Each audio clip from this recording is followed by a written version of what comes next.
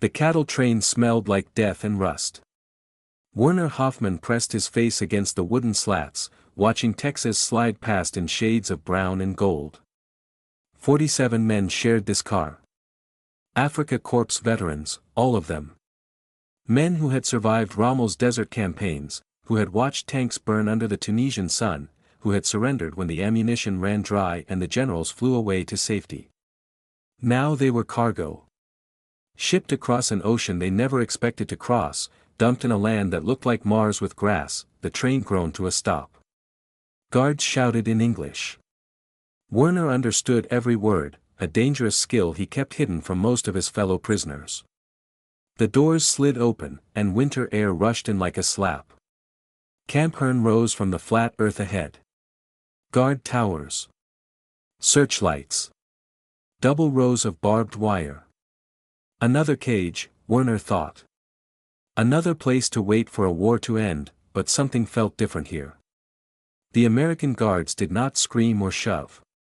One soldier offered cigarettes to the men climbing down from the train. Another nodded at Werner as he passed. These were not the brutal victors Werner had expected. These were farmers and shopkeepers in uniform, men who wanted to go home as badly as he did. The camp held over 4,000 German prisoners by December 1944. Most were Wehrmacht regulars captured in North Africa and Italy. A few were true believers, Nazi loyalists who held secret meetings and punished anyone who showed weakness. Werner had learned to recognize them by their eyes. Cold. Certain. Dangerous. He kept his head down and his mouth shut around such men. His barrack smelled like sweat and pine. 30 bunks lined the walls. A coal stove sat in the center, barely warm. Werner claimed a bed near the window and stared out at the Texas plains. Somewhere beyond the wire, he could see cattle moving across the winter pastures. And men on horseback. Cowboys. Real ones. They wore wide hats and leather chaps, and they moved like they had been born in the saddle. Werner watched them every morning, fascinated by their silence and strength. He was 26 years old.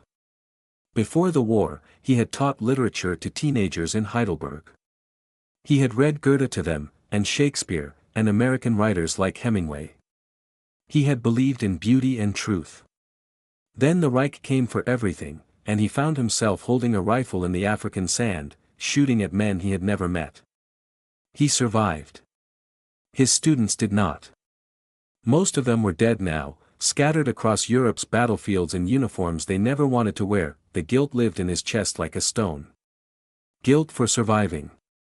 Guilt for serving. Guilt for every moment he had stayed silent when he should have spoken. He carried it with him into the camp, into the barracks, into his dreams. 3 days after arriving, Werner was assigned to a work detail. The American government needed labor. The war had drained the country of young men. Texas ranches were desperate for hands to pick cotton, mend fences, and tend cattle. German POWs would fill the gap. They would be paid 80 cents a day in camp scrip, money good only at the camp canteen. It was not freedom, but it was something. The trucks took Werner and 11 other prisoners to a ranch 20 miles east. The Dawson Ranch. Owner, Clayton Dawson. Widower. Father of 2 sons fighting in the Pacific. A man who had every reason to hate Germans. Werner expected hostility. He found silence instead. Clayton Dawson was 60 years old, with a face like cracked leather and eyes that had seen too much.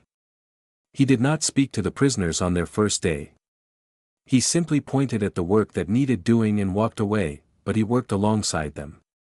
He showed Werner how to handle a skittish horse. He demonstrated the proper way to mend a fence post. And when one of the prisoners collapsed from exhaustion, Clayton carried the man to shade and brought him water. On the 5th day, Werner asked him why. Why treat enemies with kindness? Clayton looked at him for a long time. Then he said, "My boy Henry loved horses. He's missing now. Somewhere in the Pacific. I figure if some Japanese farmer finds him, maybe he'll show the same mercy I'm showing you." Werner did not know what to say. He understood then that grief was the same in every language.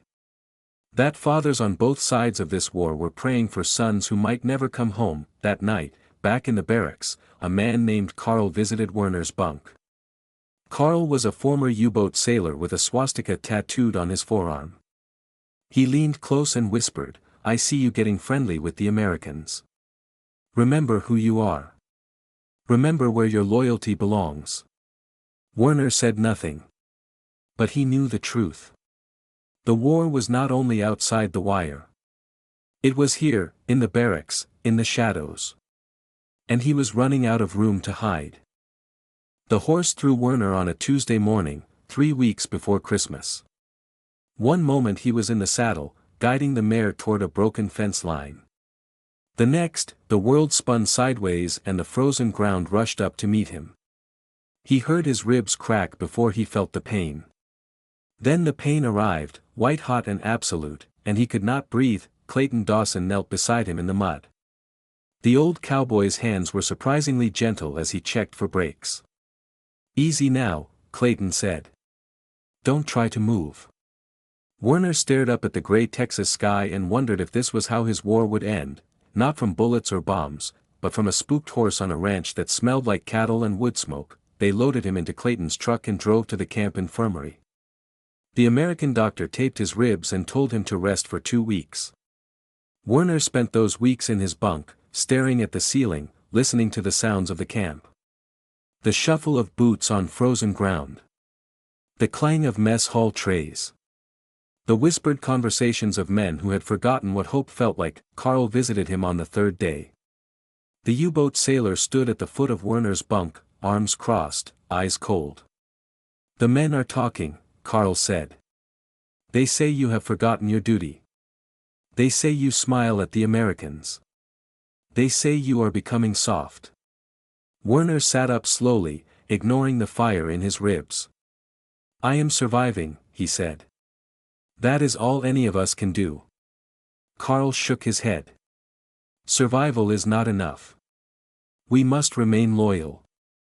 The fatherland is watching, even here. When the war ends, there will be a reckoning. Those who betrayed the Reich will answer for it." Werner thought of the students he had taught in Heidelberg. Bright young faces full of questions. Most of them were dead now, killed in battles they did not understand for causes they could not explain. The Reich had taken everything from him. His home. His students. His faith in humanity. And now men like Carl wanted to take what little he had left. "Leave me alone," Werner said. "I want to sleep." Carl smiled, a thin, cruel expression. "Sleep while you can, teacher. But remember, we are always watching." 2 weeks later, Werner returned to the Dawson ranch. His ribs still ached, but the work felt good. Honest. Real. He picked cotton under the pale winter sun. He mended fences until his hands bled. He learned to rope cattle and ride without falling. And every evening, Clayton Dawson sat with him on the porch of the ranch house, sharing coffee and silence. One night, Clayton told Werner about his sons. Henry, the youngest, had enlisted right after Pearl Harbor. He was 20 years old, bright and stubborn, with a gift for fixing engines. The last letter came 6 months ago. Then nothing. The War Department listed him as missing in action somewhere in the Pacific. James, the older son, was fighting in the Philippines. His letters arrived once a month, filled with words he could not say and fears he could not name. "I raised them to be good men," Clayton said. "Taught them to work hard, tell the truth, treat people fair. Now they're out there killing strangers, and strangers are trying to kill them. And I'm here, feeding cattle and wondering if I'll ever see them again." Werner understood. His own father was a pastor in a small German town. A man who had preached love and forgiveness his whole life, now living under a regime that rewarded only hatred and obedience. Werner had not heard from him in 2 years. He did not know if his father was alive or dead. "War takes everything," Werner said. "It leaves nothing behind but broken people and empty chairs." Clayton nodded. They sat in silence, watching the stars emerge over the Texas plains. A week before Christmas, Clayton approached Werner at the end of a workday. "We're having a cookout on Christmas Eve," the old man said. "Me and the neighbors. Brisket, beans, the whole thing. I talked to the camp commander. He says you and your boys can come." Werner stared. He did not understand. Why would this man, who had lost everything to the war, invite his enemies to celebrate? Clayton seemed to read his thoughts. "I figure there's been enough hate for one lifetime. Maybe one night of peace won't fix anything. But it can't hurt either." Werner thought of Carl. Of the loyalists waiting back at camp. Of the price he would pay for accepting this invitation. Then he thought of his father's sermons, spoken in a church that no longer existed. "Love your enemies. Do good to those who hate you." "Yes," Werner said. "We will come." The bonfire painted the Texas night in shades of orange and gold. Werner climbed down from the army truck and stood still, taking in the scene before him. Lanterns hung from the barn rafters. Smoke rose from cooking pits where beef had been roasting since dawn. Local families gathered near the flames, old men in worn coats, women in Sunday dresses, children chasing each other across the frozen grass. They all stopped to watch the Germans arrive. 32 prisoners had volunteered for the Christmas Eve cookout. Armed guards flanked the group, rifles ready, eyes scanning for trouble. But the real danger was not the Texans. Werner felt Carl's gaze burning into his back. The U-boat sailor had insisted on joining the group. He claimed he wanted to observe the enemy. Werner knew the truth. Carl wanted witnesses for what would happen later. Clayton Dawson walked toward them, carrying 2 tin cups of steaming coffee. He handed one to Werner and nodded at the other prisoners. "Welcome to Dawson Ranch," the old cowboy said. His voice carried across the silence. "Tonight, there's no war here. Just men, food, and fire. So eat up. Warm up. And try to forget, even for a few hours." The tension cracked slowly, like ice on a spring river. A ranch hand brought out a harmonica. Someone else produced a guitar. The music started soft and uncertain, old American folk songs that Werner had never heard. Then one of the German prisoners began to hum a carol, Still Nacht, the song that American soldiers called Silent Night. Other prisoners joined in. The Texans listened. Some of them wiped their eyes. Werner sat near the fire, eating brisket with his hands, sauce dripping down his wrists. A local woman brought him cornbread wrapped in cloth. She was perhaps 50 years old, with kind eyes and silver hair. "My son is in France," she said. "Fighting Germans. But tonight, you're just a young man far from home." She patted his shoulder and walked away. The evening felt like a dream. Prisoners and Texans shared plates and stories. A rancher taught Werner how to throw a lasso. A German sailor showed local children how to tie sailor knots. Languages blended and blurred. For one impossible night, the war felt very far away. Then Carl made his move. Werner had stepped behind the barn to relieve himself. The darkness was thick there, away from the firelight.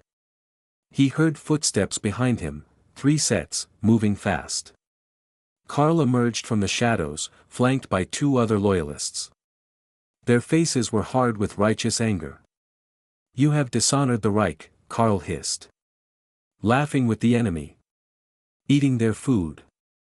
Singing their songs. You are a traitor, Hoffman. And traitors must be punished." Werner stood his ground. His ribs ached. His heart pounded. But something had shifted inside him tonight. He had seen what the world could look like without hate.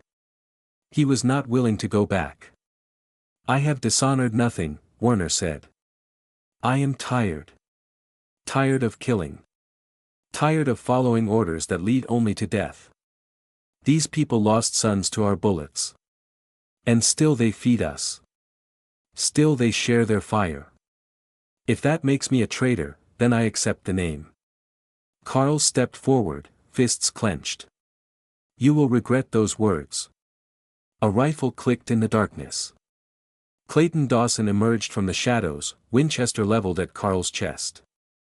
The old cowboy's face was calm, almost peaceful. Problem here, boys? Carl froze. His companions backed away.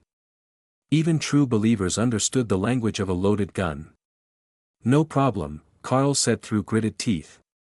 Just a conversation. Clayton kept the rifle steady. Conversation's over. Get back to the fire. All three of you. His eyes found Werner. You all right? Werner nodded. He watched Carl retreat into the darkness, hatred burning in every step.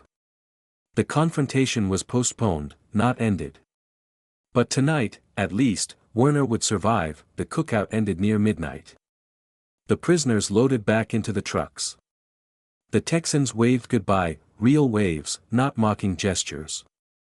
Werner saw Clayton standing alone near the dying bonfire, silhouette black against the embers. As the truck pulled away, Werner heard singing from the cab ahead. German voices and American guards, mixing together on a hymn that both sides knew. O Tannenbaum. O Christmas tree. The same melody, different words, one hope. Werner looked up at the stars. He thought, this is what peace feels like. Not the absence of war, but the presence of something stronger. Connection. Understanding. The stubborn human need to find light in darkness, but he also knew the truth. Carl was waiting. The barracks held no fires and no mercy. In 3 days, Werner would return to a cage within a cage, where enemies wore the same uniform and spoke the same language. And there, far from Texas stars, the real reckoning would begin. They came for Werner 3 nights after Christmas, when the camp slept and the guards looked the other way. 12 men in shadows. Hands gripping his arms, cloth stuffed in his mouth, feet dragging across frozen concrete. The shower block was empty at 2 in the morning. The perfect place for justice. The perfect place for silence. Carl lit a single lantern. The flame threw dancing shapes across the tile walls. Werner knelt on the wet floor, surrounded by men who had once been his countrymen. Now they were judges. Executioners. True believers in a cause that was already dying 1,000 miles away. Werner Hoffmann, Carl announced, you are charged with treason against the German Reich. You collaborated with the enemy. You accepted their hospitality. You spoke against the fatherland. How do you plead? Werner spat blood onto the floor. They had already worked him over on the way here. His nose was broken again. His ribs screamed with every breath. But his voice stayed steady. I plead guilty, he said. Guilty of being tired. Guilty of wanting this madness to end. Guilty of seeing humanity in men you call enemies. If that is treason, then condemn me. But know this, the Reich you worship is crumbling. In 6 months, Hitler will be dead. In a year, Germany will be ruins. And all this hate will have bought you nothing but ashes. Carl's face twisted with rage. He swung first.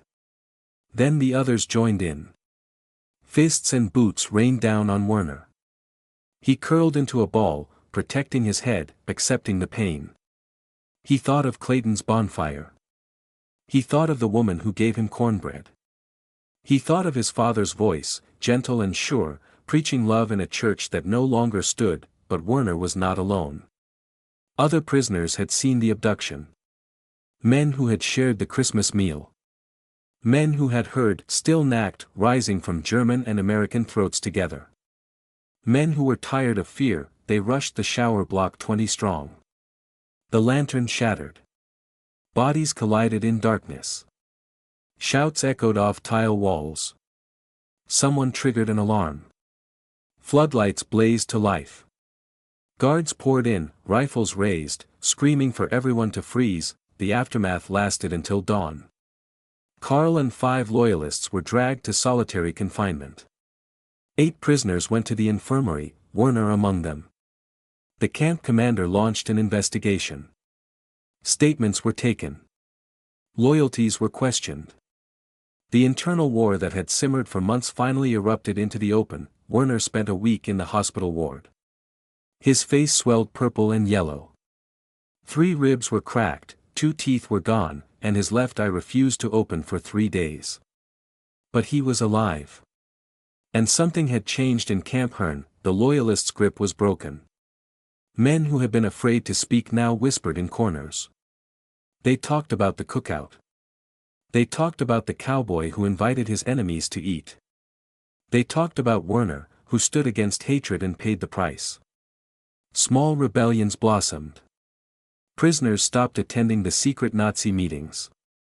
The swastika tattoos became marks of shame rather than pride. 2 weeks after the beating, a guard told Werner he had a visitor. He limped to the reception building, expecting another interrogation. Instead, he found Clayton Dawson waiting with a paper bag in his weathered hands. The old cowboy looked at Werner's battered face and said nothing for a long moment. Then he set the bag on the table. "Brought you some things. Cornbread. Coffee. And this."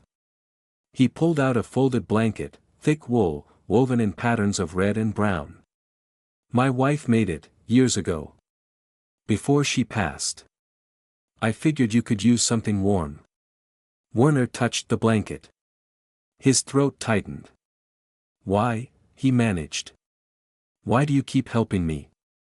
Clayton sat down across from him. "Got a telegram last week," he said quietly. "Henry's alive. They found him in a prison camp in the Philippines. Thin as a fence post, sick as a dog, but breathing. He's coming home." Werner closed his eyes. He thought of all the fathers on both sides of this war, praying for sons who might never return. And here was one prayer answered. "I am glad," Werner said. "I am truly glad." Clayton nodded. "When this is over, when you go home, remember what happened here. Remember that even in war, there's room for something better. That's all I ask." 4 months later, Germany surrendered. Werner stood at the camp gate, waiting for the trucks that would take prisoners to ships sailing east. He carried nothing but the blanket and a memory. The smell of smoke. The taste of brisket. The sound of carols sung in 2 languages under Texas stars. The war had taken everything from him. His home. His students. His faith in the world he knew. But on one cold Christmas Eve, an old cowboy had given something back. A reminder that hatred was a choice. That kindness was also a choice. And that even enemies, given the chance, could become men again. Werner climbed into the truck. He did not know what waited in Germany. He did not know if his father still lived, or if Heidelberg still stood. But he knew one thing with absolute certainty, that he would carry the fire with him. The one that burned that night in Texas. The one no war could ever fully extinguish.